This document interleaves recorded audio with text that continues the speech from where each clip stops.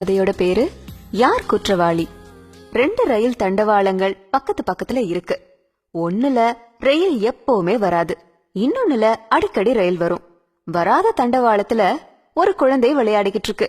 ரயில் வர்ற தண்டவாளத்துல 10 குழந்தைகள் விளையாடிக்கிட்டு இருக்கு. அந்த தருணம்னு பார்த்து ரயில் வருது. தூரத்துல இத நீங்க பாத்துட்டு இருக்கீங்க. உங்களுக்கு பக்கத்துல ட்ராக், கருவி இதெல்லாம் இருக்கு. நீங்க யார காப்பாத்துவீங்க?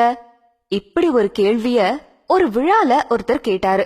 பிராக்டிகலா பதில் சொல்லணும். நம்மளா சூப்பர்மேன் கிடையாது.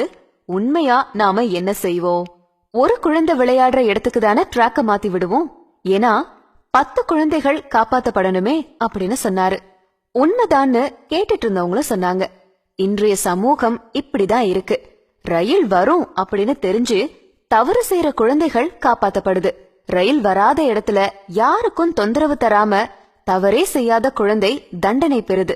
இன்றைய சூழல்ல நம்ம வாழற வாழ்க்கையும் நம்ம நாடும் இப்படிதான் இருக்கு அப்படின்னு அழகா சொல்லி முடிச்சாரு. இதுல இருந்து நமக்கு என்ன தெரியுது? நல்லத தனியா செய்யறவன் தண்டிக்கப்படுறான், தப்ப கூட்டமா செய்யறவங்க தப்பிச்சுக்கிறாங்க. அதுக்காக எல்லாரும் செய்யறாங்கன்னு அந்த தப்ப நம்ம செய்யக்கூடாது. என்ன ஃப்ரெண்ட்ஸ், இந்த கதை உங்களுக்கு பிடிச்சிருந்ததா? மறக்காம ஷேர் பண்ணுங்க. நாளைக்கு